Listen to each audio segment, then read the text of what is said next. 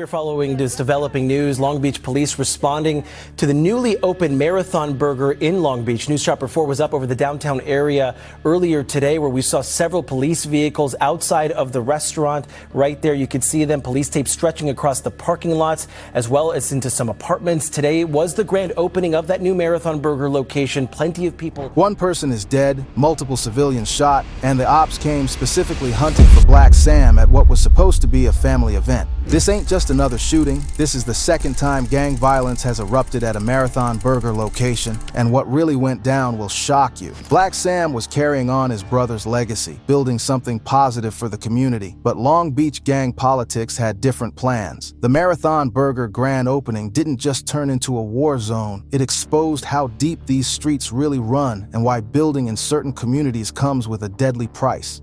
To understand how this family celebration became a crime scene, we gotta go back to where this all started. Let's rewind to when Nipsey first envisioned Marathon Burger. This wasn't just about selling food. This was about economic empowerment, giving the community something positive, something that represented growth. Nipsey always talked about ownership, about creating businesses that would employ people from the neighborhood, that would keep money circulating in the community instead of flowing out to corporations that don't care about the people. After Nipsey's passing, Blacc Sam stepped up to continue that vision. And for real, the first Marathon Burger location in LA was actually a success story. The Crenshaw location was drawing crowds, bringing jobs to the community, and showing that positive business ventures could thrive in areas that outsiders had written off. People came through not just for the food, but because they wanted to support what Nipsey represented. They wanted to be part of something bigger than just another restaurant. The LA opening had its own challenges, but the community rallied around it. You had celebrities showing love. You had local families making it a regular spot. You had young people getting jobs instead of getting in trouble. It was proof that Nipsey's vision could work, that economic development was possible even in areas that had been neglected by traditional businesses.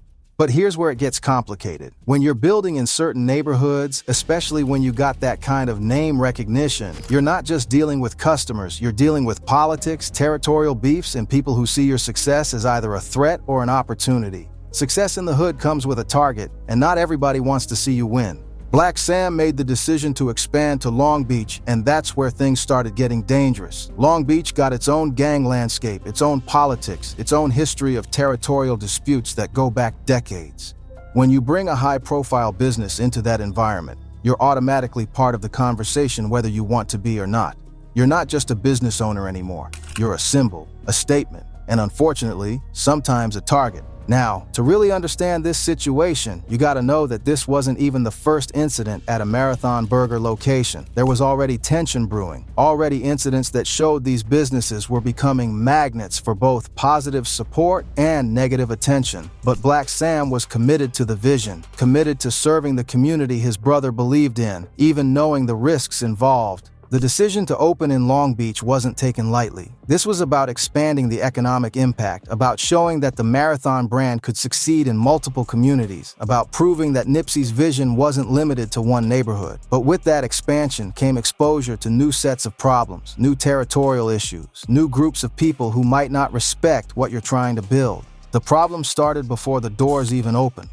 Long Beach has specific gang territories that have been established for decades. And the 80s, that's one of the most active sets in the area. They got ongoing beef with multiple other crews. These ain't just neighborhood disagreements. These are life and death conflicts that span generations, where disrespect can lead to retaliation, where showing up in the wrong place can get you killed. When you announce a grand opening with celebrities, with millionaires, with community leaders all in one spot, that becomes a magnet for people who got nothing to lose and everything to prove. Gang members see celebrity events as opportunities. Opportunities to be seen, to make statements, to settle scores when their enemies least expect it.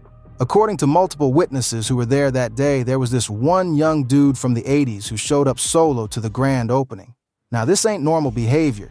You don't roll up to enemy territory by yourself unless you either crazy or you got something planned. This fool starts straight up dissing his enemies right in the middle of the Marathon Burger opening. We're talking about a family event with Snoop Dogg, Big Boy, YG in attendance, and this dude is throwing up gang signs, saying disrespectful things about rival sets, really pushing his luck in a way that couldn't be ignored. The disrespect wasn't subtle either. According to sources who witnessed the incident, this 80s member was calling out specific enemies by name, making threats, acting like he owned the place. He was doing this surrounded by dozens of his enemies at an event that was supposed to be about community unity and positive change. The level of disrespect was so blatant that it couldn't be overlooked without consequences. But that's not even the crazy part. While he's out there wilding his enemies, and there's dozens of them at this event, they start approaching Blacc Sam. They not trying to disrespect the opening, not trying to mess up what Nipsey's brother got going on, but they telling him this dude gotta go before something bad happens. They showing respect for the event, respect for the family, but making it clear that this level of disrespect can't continue without response.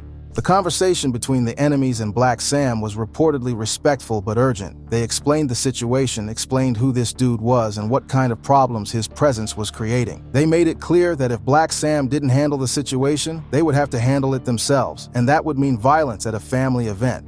Here's where it gets real. While these negotiations are happening, 3 more 80s members pull up to the scene. Now you got 4 80s surrounded by probably 100 enemies, all at this family event that's supposed to be about community and progress. The 80s members who just arrived don't fully understand that their boy was in there causing problems. They just see their homies surrounded by enemies and assume the worst. The enemies tell Blacc Sam straight up, listen, he got to go. And Blacc Sam, he's trying to keep the peace, trying to maintain the integrity of the event while also recognizing the reality of the situation. He's caught between wanting to serve everyone and needing to prevent violence at his brother's legacy event, so he agrees and says he'll help escort the 80s members off the premises safely. This was Blacc Sam trying to do the right thing. He didn't want violence at the event, but he also didn't want to just abandon the 80s members to get attacked on his property. He was trying to find a solution that would respect everyone involved while keeping the family event peaceful. On this day, Long Beach was supposed to celebrate something positive. Marathon Burger's grand opening had celebrities, community leaders, families with children. It was everything Nipsey envisioned when he talked about economic empowerment and bringing quality businesses to underserved communities. Kids were getting free food, local leaders were giving speeches about economic development, and the atmosphere was supposed to be about hope and progress. But when Blacc Sam and his crew started walking those 4 80s members off the premises, none of them knew they were walking into a death trap that would be captured on multiple cameras and live streams. According to eyewitnesses on the scene, Blacc Sam was clear about his position from the beginning. He approached the 4 80s members respectfully and told them, I appreciate y'all coming, I appreciate the support for what we're building here, but the politics is politicking right now. Y'all gotta go, but we're gonna escort y'all to safety. Where did y'all park at? We're gonna make sure y'all get to your cars without any problems.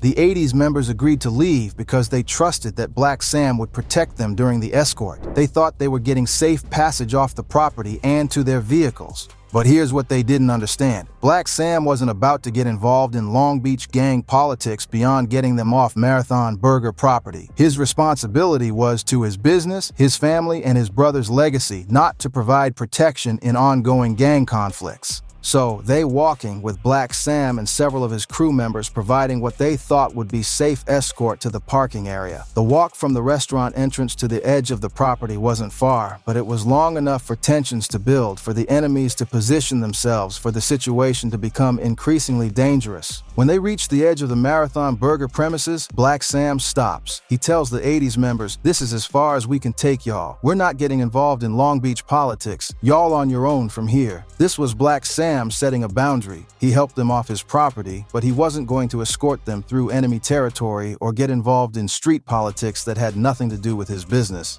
The moment Blacc Sam and his crew stepped back, the enemies swarmed. We talking about 4 dudes against what witnesses describe as close to 100 people. It wasn't even a fair fight. They was getting ragdolled, getting whooped bad, getting attacked from all directions. The enemies had been waiting for this moment, had been planning this response to the disrespect that happened inside the restaurant. But that young 80s member who was talking all that mess earlier, the one who started this whole situation with his disrespectful behavior, he pulls out his gun and starts shooting to get people off his crew.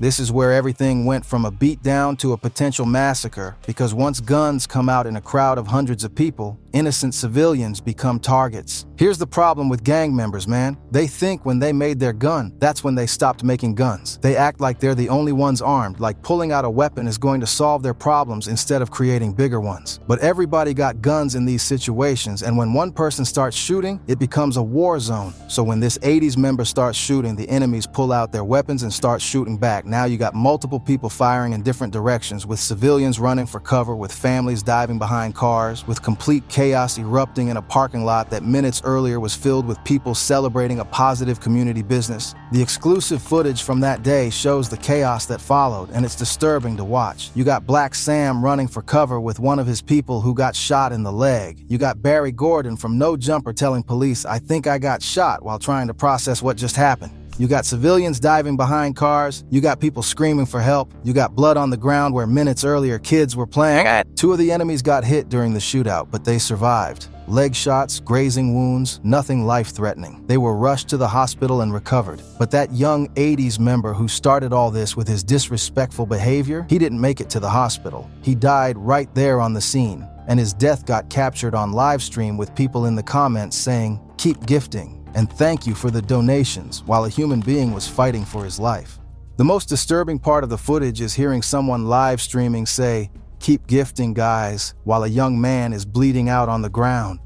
It shows how desensitized we've become to violence, how social media has turned tragedy into content, how people can watch someone die and still be focused on getting paid through their live stream.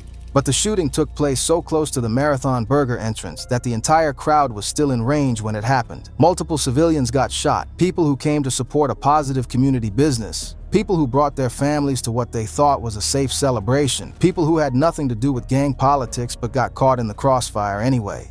The investigation that followed revealed the complexity of what really happened that day and exposed deeper issues about community safety and business development in certain areas. Long Beach police responded immediately with multiple units. Paramedics rushed to treat the wounded, and News Chopper 4 was overhead capturing the aftermath. Police tape stretching across parking lots, multiple crime scenes being processed, ambulances rushing people to hospitals. The crime scene was extensive because the shooting happened in such a crowded area. Police had to interview hundreds of witnesses, collect evidence from multiple locations, and piece together exactly what happened and who was responsible. Many of the witnesses were reluctant to cooperate with official investigations because they knew street consequences might follow for anyone seen as cooperating with law enforcement.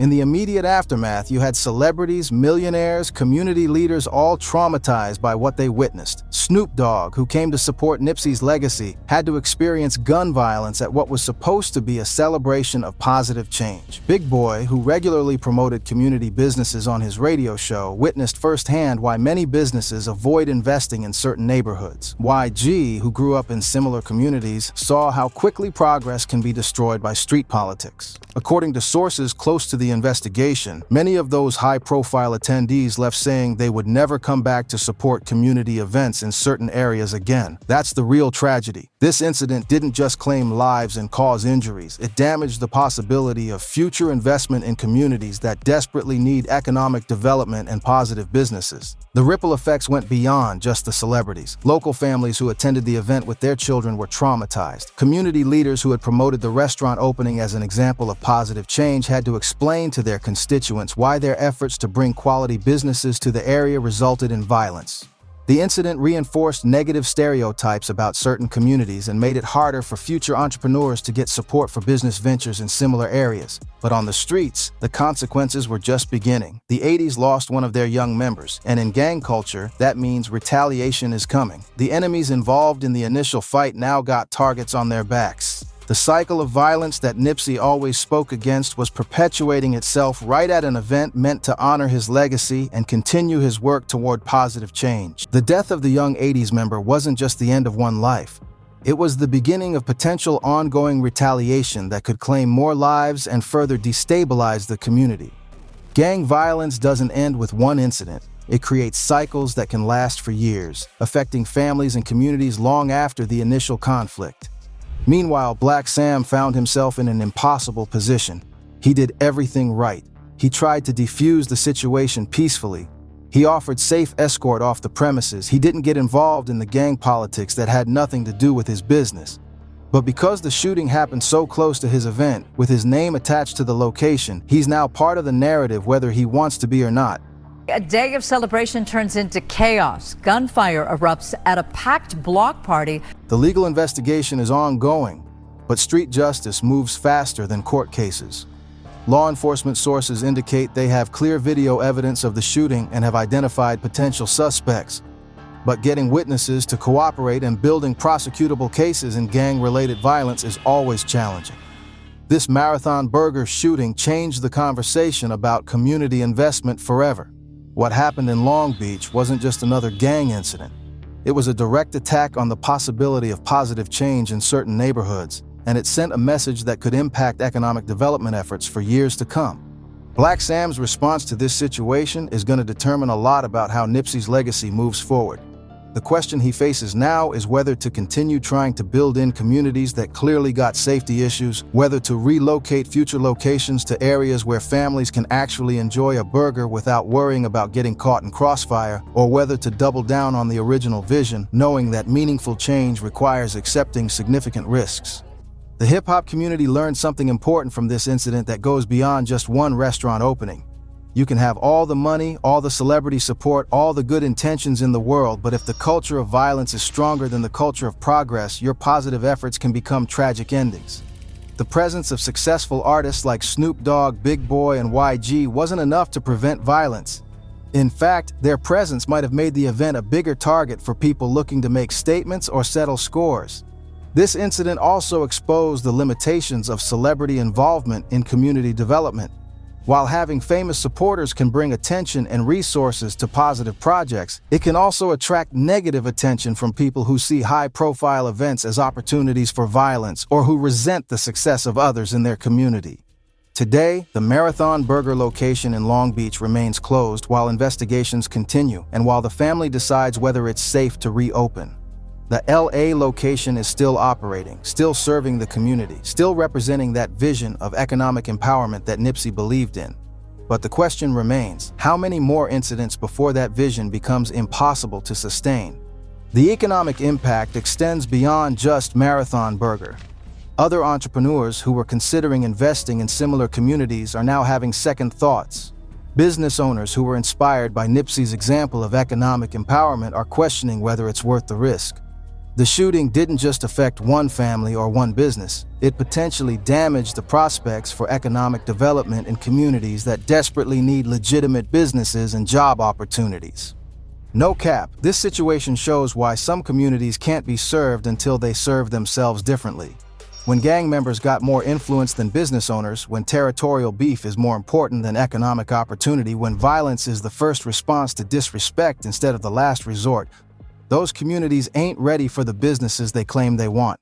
The tragedy is that the people who suffer most from this dynamic are the families who want positive change, who want safe places to shop and eat, who want job opportunities for their children. They become hostages to the violent actions of a small percentage of people in their communities, and they lose out on economic opportunities because business owners can't guarantee safety for customers and employees. Blacc Sam was trying to honor his brother's memory, trying to create something positive, trying to bring jobs and opportunity to Long Beach. But the same people who complain about lack of investment in their communities are the same ones who make investment impossible through their actions. The young 80s member who died that day didn't just rob himself of a future. He robbed his entire community of a business that could have employed dozens of people, served thousands of families, and represented positive change. That's the real tragedy here. It ain't just about one shooting, one death, one closed restaurant. It's about the message this sends to every other entrepreneur who might have been thinking about investing in communities that need it most. When violence becomes predictable, when safety can't be guaranteed, when gang politics override economic development, those communities get left behind and they got nobody to blame but themselves. The broader implications for hip-hop culture are also significant. Nipsey's vision of economic empowerment through community business ownership was inspiring a generation generation of artists and entrepreneurs to invest in their home communities. But incidents like this make that vision seem naive or dangerous, potentially discouraging others from following his example. Blacc Sam's response to his Opps shooting up the restaurant opening is going to be watched closely by everyone who believes in Nipsey's vision. Does he retreat and move operations to safer areas? Does he relocate and abandon communities that might need businesses the most? Or does he find a way to continue building despite the obstacles, perhaps with increased security measures that change the nature of community engagement? The answer to that question might determine whether Nipsey's legacy of economic empowerment lives on or becomes another example of how street violence destroys positive progress. For real though, until communities decide that progress is more important than politics, that businesses are more valuable than beef, that family events should be sacred spaces where violence ain't tolerated, stories like this going to keep repeating themselves. The people who suffer most are the families who just wanted to support something positive in their neighborhood, who brought their children to celebrate a community business, who believed that change was possible. They're the ones who lose access to quality businesses, who lose job opportunities, who lose hope that their communities can be places where positive things can exist without being destroyed by violence. This incident will be remembered not just as another shooting, but as a symbol of how communities can destroy their own opportunities for progress, and how the vision of positive change can be threatened by those who claim to be part of the community, but whose actions damage everyone around them.